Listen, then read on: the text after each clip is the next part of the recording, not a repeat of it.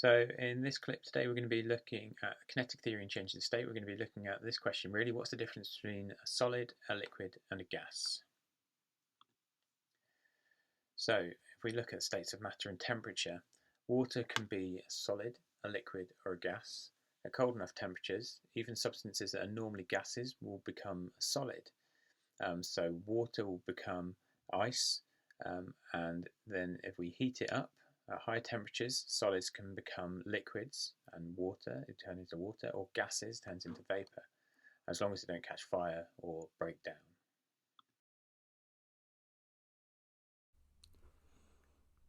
So here we have got an animation of a solid, and you can see that the particles are in their fixed formations and they're vibrating around a fixed point, and they haven't got that much kinetic energy because they're just vibrating around.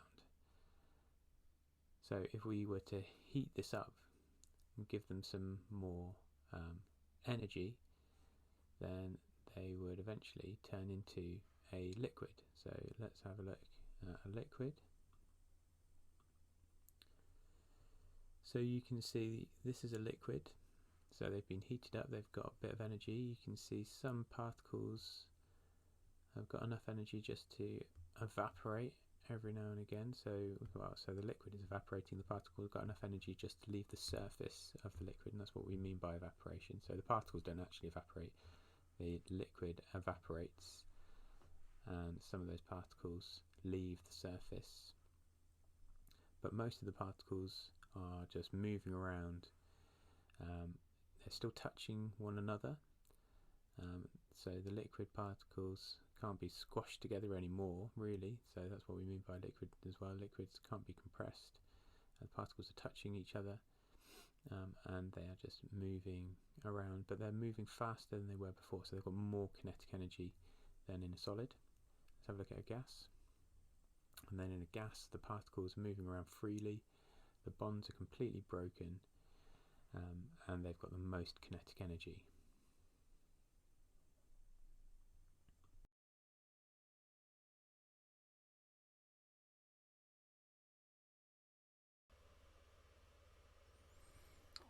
Okay, so imagine that I have got a beaker of water,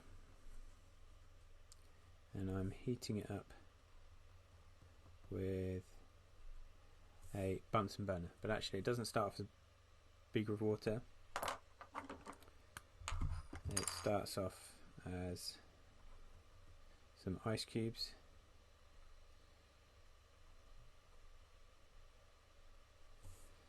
and over time I keep on heating it up and heating it up.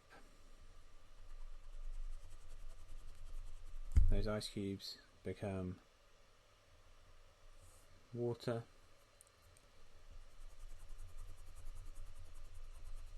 and then over time that becomes a vapor. Okay, so that's what we've got. So we'll start off with my ice cubes in my beaker, and what I'm going to do at the same time is I'm going to take the temperature of this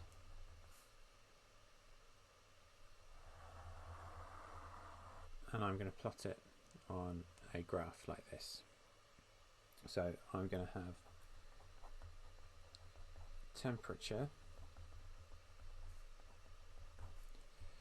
on the y-axis, and I'm going to have the energy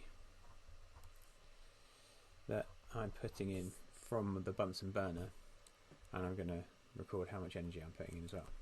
Okay, so I start heating it up. So it's going to start off, the ice cubes, let's say they start off whatever below 0.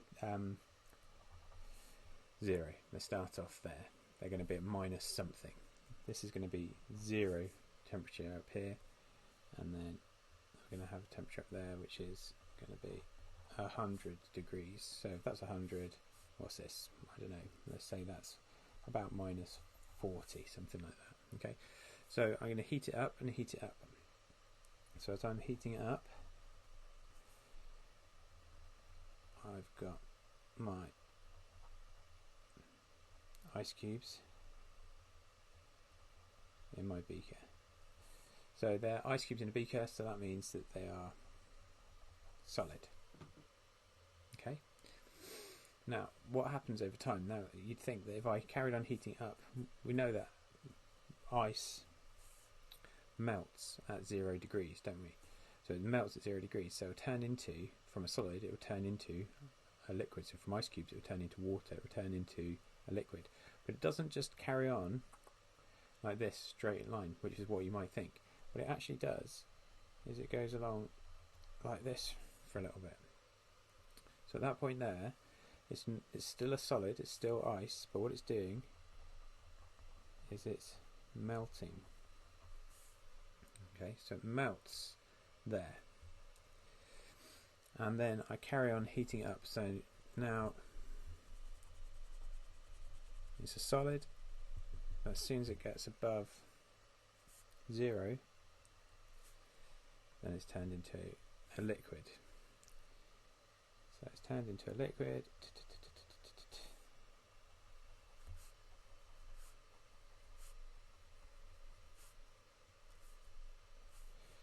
And if it's a liquid, it looks like that. And I'm giving it energy just constantly with the Bunsen burner, and you can see that the temperature goes up in this straight line again up there. And then it gets to 100 degrees, and we know that water boils at 100 degrees. It goes from a liquid and turns into a gas, but again, it doesn't just carry straight on. First of all, it goes through this stage here where it's changing from a liquid into a gas, and we call this stage vaporization. It's turning from a liquid into a gas, and then carry on heating that up, and that's now turned into a gas, and my H2O, my water, is above 100 degrees and it's turned into a gas. And so we get this kind of curve. Well, it's not really a curve, but we call it a curve because we call it a heating curve.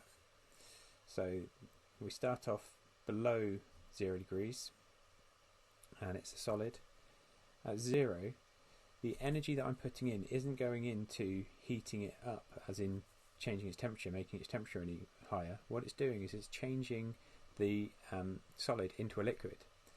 And we know that the difference between a solid and a liquid are the bonds between the particles. So in a solid, there's lots of bonds between the particles, really high, really tight, and the solid particles are in this fixed, rigid positions. In a liquid, we know that the liquids particles can move around. So we've got to go from something that's stuck together to something where the particles can move around. And so that's what's happening in this point here. I'm still giving it the same energy. I'm still changing, making the energy, just constantly giving it energy. But what I'm doing is instead of heating it up and changing the temperature, I'm actually separating the particles up. I'm breaking some of the bonds between the particles. And when I carry on heating it up, I give the particles more and more energy, and they start moving around quicker and quicker and quicker. And that's really what temperature is. A temperature is just a measure of how fast the particles are moving in the object you've got. So in a solid, the particles aren't moving as fast, they haven't got as much kinetic energy. In a liquid, the particles have got more kinetic energy, and that's really what we're measuring when we put a thermometer on something. We're measuring the temperature, we're measuring the speed that the particles are moving. When it gets to this stage here, the liquid is changing into a gas, so that we're breaking the bonds again between the particles in a liquid, and we're making the particles, we're not making them move faster, we're separating them out. And as we're separating them out a little bit more, eventually they break the bonds completely and they turn into a gas. Just to finish it off, let's do that. Okay, so there we go.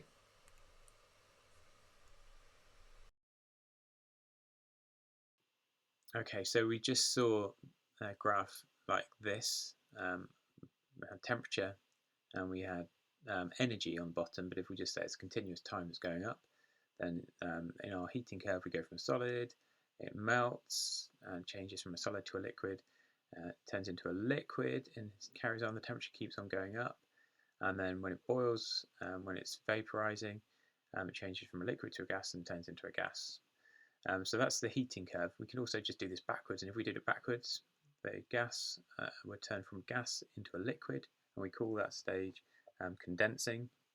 It would cool down as a liquid until it reached this point here, which we'd call freezing, and it turns from a liquid to a solid, and then it goes into a solid.